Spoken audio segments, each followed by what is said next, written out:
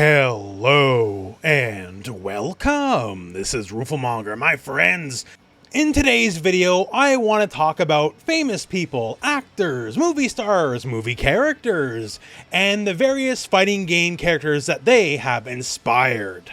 For example, hey, because we got the trailer running anyways, right? Jean-Claude Van Damme famously had the guest skin in Mortal Kombat 1. So it was not his own character, it was replacing Johnny Cage.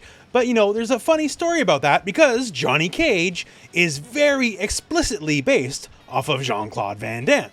Specifically off of Van Damme's portrayal of Frank Dukes in the movie Bloodsport, which, by the way, happens to be my favorite movie of all time. If you've never seen it, you probably should. Doubly so because it's the canonical birth of the fighting game community. Frank Dukes and Ray Jackson became best friends by playing a fighting game in 1988. There's been plenty of famous movie characters or actors that fighting game characters have been based off of, like Bruce Lee. We're rotten with them. There are so many fighting game characters based off of Bruce Lee. Like, we're not going to go into that. I, in fact, years ago made that video already. Bruce Lee is too many to mention. We're not here to talk exhaustively about every single character that's referenced to somewhere else, but I just want to go through a lot of the fun ones. Some you may know, some you might not know, because as iconic as so many fighting game characters are over the years, over the decades, right? There are a lot of them are based off of other people. Like, hey, here's an easy one. Mike Tyson, infamous boxer. Very much the inspiration for Balrog in Street Fighter, and in fact, Balrog used to look kinda different, in that he was the exact spitting image of Tyson. Like, no possible way to in any way confuse it for anybody else. For legal reasons, that got changed up, which caused a whole bag of issues in and of itself. You may have heard of the infamous name split between Japan and the rest of the world of Street Fighter, and it's purely because of Balrog / Mike Tyson. Because Balrog used to be Mike from Street Fighter 1. Mike Bison, M. Bison. And now to avoid the Tyson stuff, and you know, Bison, Tyson, not too dissimilar, right? So that's when they got switched around, and Bison became Balrog, Balrog became Vega, and then Vega, in the full circle, became M. Bison. And now we have a forever split in Street Fighter ever since, because of the fear of a lawsuit. So different regions of the world have different names for these three characters. Just, that's the way the cookie crumbles. These days, though, Tyson's okay with it, I guess. There was never a lawsuit, so all's well that ends well. And now, since we mentioned the more modern M. Bison, let's talk about Bison, as he's kind of a very specific reference. Have you ever heard of the movie Tokyo, the Last Megalopolis? A lot of you? Hey, probably not, right? And you might notice, but that guy sort of looks like Bison. And the thing about that is, it's not just sort of looks like Bison. The character Kato just is M. Bison, basically. You just take it on his face and it's already one-to-one, like, oh, I get it. Like, character-wise, they're not exactly the same character. Different powers, different motivations, but just on the look, on its face, like, it's obvious. Not a good or a bad thing, but you know, hey, this is what the video is, right? We're trying to show who's been inspired by who, and Bison definitely takes his looks from Tokyo, the Last Megalopolis. Street Fighter is a franchise that would go to the well often when it comes to movies and just various inspirations, like, hey, everyone loves DJ. What's the inspiration for DJ? Well, of course it's Taibo. Remember Taibo? Okay, well, not Taibo specifically, but specifically Billy Blanks. Billy had a character in the movie called King of the Kickboxers, and a lot of the look, a lot of the moves, the style, like, it all comes from here. This is very much what DJ is based off of. Although he didn't have those sick Maximum pants back in the movie. That's a Capcom original. Capcom loves their references so much back in the day that not even just characters get referenced, like stages get referenced. Like Ken's very famous Street Fighter 2 stage, you know, the big boat on the harbor, that's a direct rip from a very specific movie. That's from the 1975 Charles Bronson movie Hard Times. And you take a quick look at it and it's no question the vibes are very much there. And like, well done, in my opinion, the Ken stage Street Fighter 2 is one of Street Fighter's best stages ever. So you picked a pretty good stage to pull some inspiration from Capcom. I like this one. And many references on the Capcom side of things are actually just tributes, like say Sagat. So Sagat, famous Muay Thai character, and he's very much named for a specific person. And that would be Sagat Petchyindee.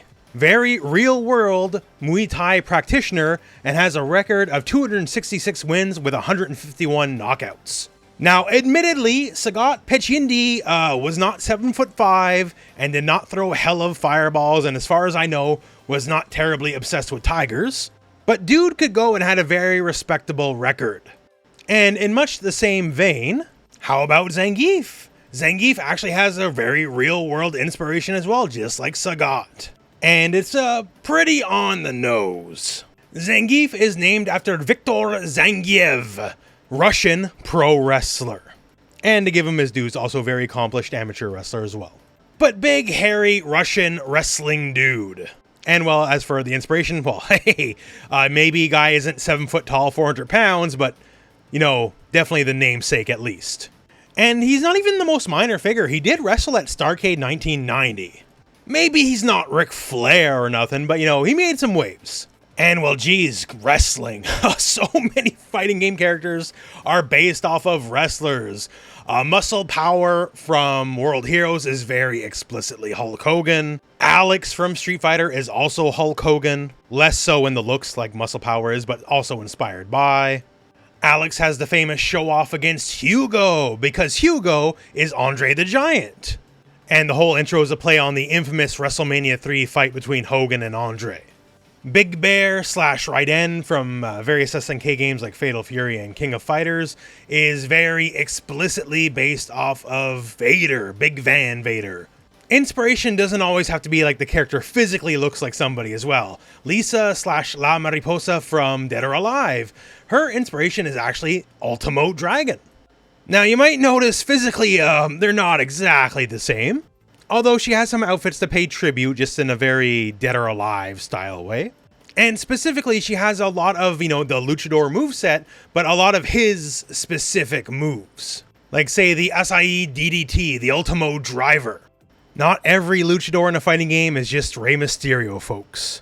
Hey, let's go for an easy one. How about Tiger Mask? Infamous wrestler and also manga character. Man wearing a cat mask, wrestling in yellow and blue trunks. Who does that sound like? And I know you're sitting there at home. Wait a second, Rooflemonger. That's Ramon from King of Fighters. And yes, you would be correct. Not so much the look, but Ramon's moveset is very explicitly based off of Tiger Mask and his many moves. But of course, I'm sort of burying the lead here. There's another much more famous fighting game character, very explicitly based off of Tiger Mask. And that would be King from Tekken. Man in a cat mask rocking blue and yellow trunks, sort of 1-to-1. But then again, to be fair, it's never like they ever tried to hide it. Like, Tiger Mask is sort of a big deal, especially in Japan. And it also plays with King's lore and story. The comic of Tiger Mask, which came first, the wrestler is based off the comic character, is all about protecting and raising the orphans. It's literally King's story. And if you know your wrestling, doesn't that sound a little bit like Nacho Libre? And it's a big yes, but. Nacho Libre is based off Fray Tormenta, real-life priest turned luchador. And despite the fact that both Fray Tormenta's real-world story and Tiger Mask's actual, manga story of, wrestling and the orphans and all that are kind of the same, they actually have nothing to do with each other. So, despite King seeing a fusion of both, as he's a Mexican wrestler, fighting for the orphans, it's actually purely coincidental. Now, moving it onto the Tekken front, there's a bunch of very obvious ones. Like, say, Martial Law and his son Force Law are very obviously, explicitly based off of Bruce Lee. Every game has a Bruce Lee analog. Lei Wulong is obviously Jackie Chan. But hey, we got Brian on the screen. Who's Brian based off of? Brian Fury is very much Rutger Hauer. Now, this face might not ring any bells, but this one probably will. So, Brian is a rampaging zombie cyborg man. And in the infamous movie Blade Runner, while not exactly a zombie, Rutger Hauer's character is a replicant, and he's a very angry but complex cyborg man. Brian, the look is very much the same, right? Brian's not one for speeches. Brian will hit you a bunch and go, versus Tears in the Rain is one of the most famous movie speeches of all time. Maybe not so much the personality, but when it just comes to the look, Brian is very much based off of Blade Runner. Keeping it on 3D fighters, let's talk Virtua Fighter. There's a lot of times where the references get confused, and people think one reference is another reference. Classic case of that is Lao Chan. A lot of people look at Lao Chan like, wait a second, isn't that just Tao Pai Pai from Dragon Ball? And the problem is, Tao Pai Pai, much more famous character, and yes, Tao Pai Pai was indeed first, but the thing is, Tao Pai Pai is also based off of someone, and Lao Chan is based off of the exact same character that Tao Pai Pai is based off of. And specifically, they are both based off of Sheng Quan from the 1978 Jackie Chan film. Yes, Jackie Chan was making films back in the 70s. That is called Snake in the Eagle's Shadow. That very hyper-specific brand of like imperious Chinese master, this is the guy. Lao Chan also pulls a decent chunk of his moveset from this character.